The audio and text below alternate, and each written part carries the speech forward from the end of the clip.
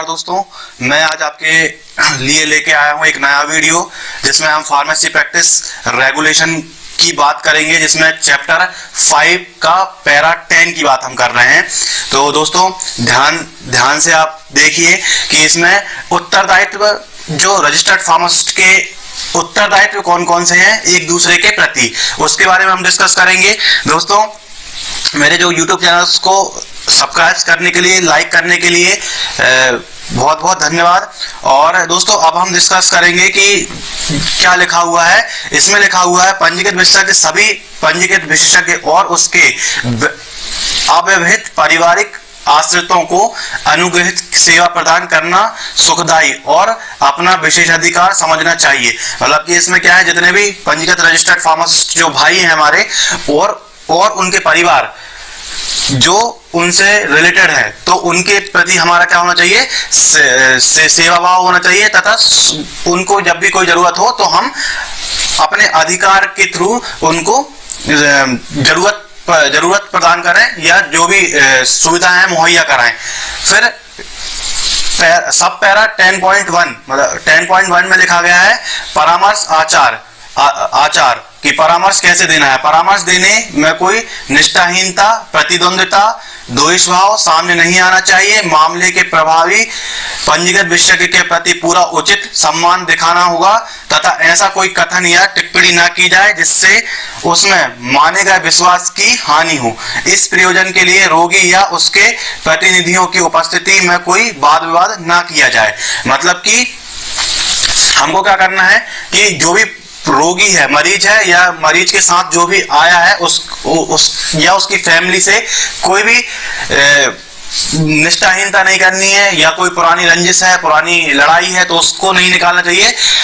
और दूसरी बात क्या है, पूरा उचित सम्मान दिखाना चाहिए जो भी पेशेंट है ना, जो भी परामर्श लेने के लिए आया है। इसके बाद विश्वास जगाना है, जितने भी लोग हैं सोसाइटी में सबके प्रति एक फार्मासिस्ट का, एक रजिस्टर्ड फार्मासिस्ट का, एक क्लिनिकल फार्मासिस्ट का, एक क्लिनिकल फार्मेसी डॉक्टर्स का विश्वास जनता तक पहुंचाना हमारा उचित कर्तव्य है। और अभी की डेट में हमें अपना कर्तव्य पहुंचाना चाहिए, क्योंकि अभी लोगों को फार्मेसी प्रैक्टिस रेगुलेशन के बारे में कोई भी जानकारी नहीं है। तो दोस्तों मेरा मानना यह है कि हम लोगों तक अपनी बात पहुंचाएं और अपनी होने की जो विश्वसनीयता है उसको कायम रखें। और हम क्या कर सकते हैं, सोसाइटी को कैसे बदल सकते हैं, ये हमारी स्किल्स पर डिपेंड करता है।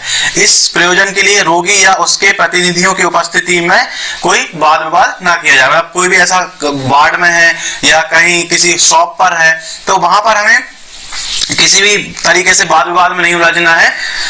फिर नेक्स्ट पॉइंट दिया हुआ है प्रतिस्थानी विशेषज्ञ की नियुक्ति। मतलब कि इसमें ये दिया हुआ है कि यदि किसी दूसरे फार्मासिस्ट, कोई दूसरा फार्मासिस्ट या क्लिनिकल फार्मेसी डॉक्टर्स या जिसको ड्यूटी डॉक्टर बोलते हैं, तो वो यदि हमारे पास आता है, हम भी वहीं पर जॉब में है, वो भी वहीं पर है, तो वो यदि हमसे अनुरोध करता है तो हम उसकी अनुपस्थिति में जो काम हम कर सकते हैं वो उसको दें।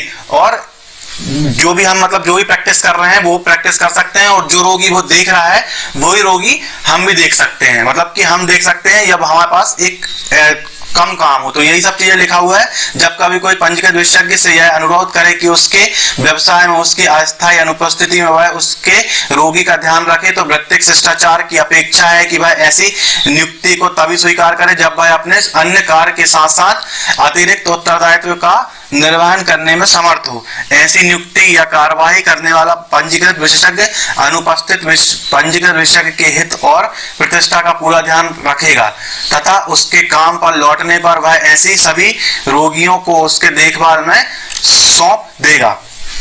तो ये सब चीजें हैं। यदि जब तक आप देख रहे हो, और रोगी को जब तक नहीं छोड़ना है जब तक कि वो आ ना जाए। तो ये इसमें दिया हुआ है। नेक्स्ट है, इसी में नेक्स्ट चैप्टर में इंक्लूड कर रहा हूं चैप्टर नंबर 6 पैरा 11 जन साधारण और व्यक्ति के प्रति पंजीकृत विशेषज्ञ के कर्तव्य।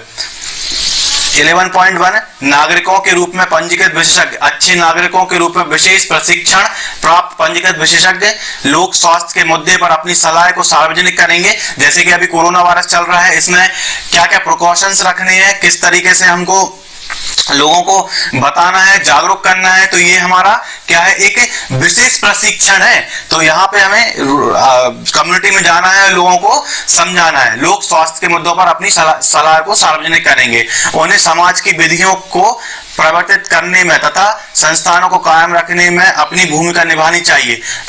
उसमें यह भी लिखा है कि जो क्लिनिकल फार्मासिस्ट है, जो फार्मासिस्ट है, वो क्या करेगा कि जितने भी विधि चल रही है, जैसे अभी लॉकडाउन चल रहा है, धारा 144 लगी है, तो इस तरीके की जो भी चीजें हैं वो कम्युनिटी तक हम पहुंचाएं। मास्क का उपयोग करना है, हैंड सैनिटाइजिंग करनी है, या जो भी और प्रिकॉशंस हैं उन सबको हमको जनता तक, समाज तक पहुंचाना है और समाज की विधियों तक अपनी भूमिका निभानी चाहिए, जो मानवता के हितों का संवर्धन करे। तो ये काय के अंदर आएगा जो आप बोल रहे हैं, ये सब मानवता के हितों में आएंगे कि भाई उनकी जान ना जाए किसी वजह से। हो सकता है उनको इतना समझ में नहीं आ रही है, जो भी इतना सब कुछ चल रहा है तो उसके बारे में, और वो ब्रूट पे निकल रहे हैं। तो इस तरीके से हम क्या कर सकते हैं, हितों का संवर्धन कर सकते हैं, उनको बढ़ा के बता सकते हैं, समझा सकते हैं। वे स्वच्छता, लोक स्वास्थ्य विधियों, मतलब कि जैसे प्रधानमंत्री स्वच्छता अभियान चल रहा है, लोक स्वास्थ्य कार्यक्रम चल रहे हैं, अभी कोरोना वायरस चल रहा है तो बहुत सारे कार्यक्रम चल रहे हैं।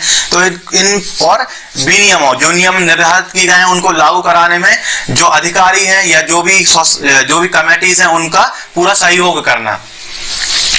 आगे 11.2 लोक और सामुदायिक स्वास्थ्य, इसमें दिया हुआ है, ये बहुत इंपॉर्टेंट है दोस्तों। एक क्लिनिकल फार्मासिस्ट या रजिस्टर्ड क्लिनिकल फार्मेसी डॉक्टर्स के लिए ये बहुत इंपॉर्टेंट है कि इस चीज को समझें कि पंजीकृत जो जितने भी क्लिनिकल फार्मासिस्ट हैं या फार्मासिस्ट हैं, विशेषकर जो लोक स्वास्थ्य के कार्य में लगे हैं, जितने भी जो भी लोक स्वास्थ्य के मतलब जनसेवा में जो भी लगे हैं, जनसेवा जो हेल्थ में जो जनसेवा कर रहे हैं, वो महामारी या संचारी बीमारी, अभी कोरोना वायरस चल रहा है, कोविड-19 चल रहा है, तो उसकी रोकथाम के लिए संगरोध विनियमों और रक्षाओं के संबंध में जनता को जागरूक करेंगे। तो जनता को किस तरीके से आपको जागरूक करना है, ये आप खुद डिसाइड कर सकते हैं।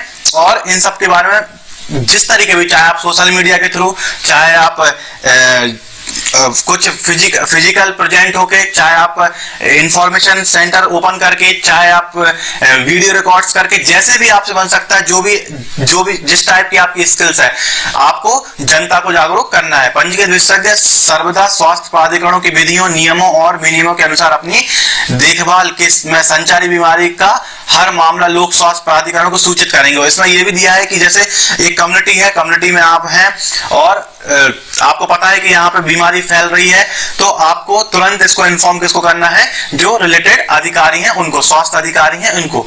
जब महामारी आ जाए तो पंजीकृत विशेषज्ञ स्वयं को बीमारी लगने के भय के कारण अपने कर्तव्यों से विमुख नहीं होगा। सीधी बात यह है कि भाई भी यदि कोई ऐसी बीमारी आती है जैसे कोरोना वायरस है या महामारी फैली हुई है, तो हमें इससे बचना नहीं है कि हमें बीमारी लग जाएगी, बल्कि लोगों को बचाना है। और हमें अपना एक कर्तव्यता को पूरा करते हुए, जैसे बॉर्डर पे सेना लगी होती है, वैसे ही देश में क्लिनिकल फार्मासिस्ट डटकर मुकाबला करें बीमारी का, और बिल्कुल डरने की आवश्यकता नहीं है।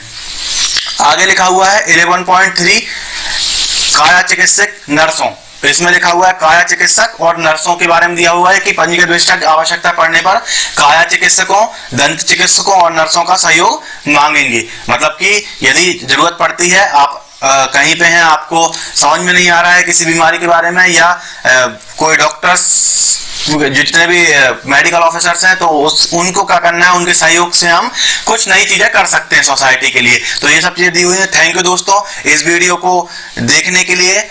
मेरा बहुत बहुत धन्यवाद। आपके जो भी कमेंट हैं, वो सुझाव हैं, वो आप कमेंट बॉक्स में लिख सकते हैं। थैंक यू दोस्तों।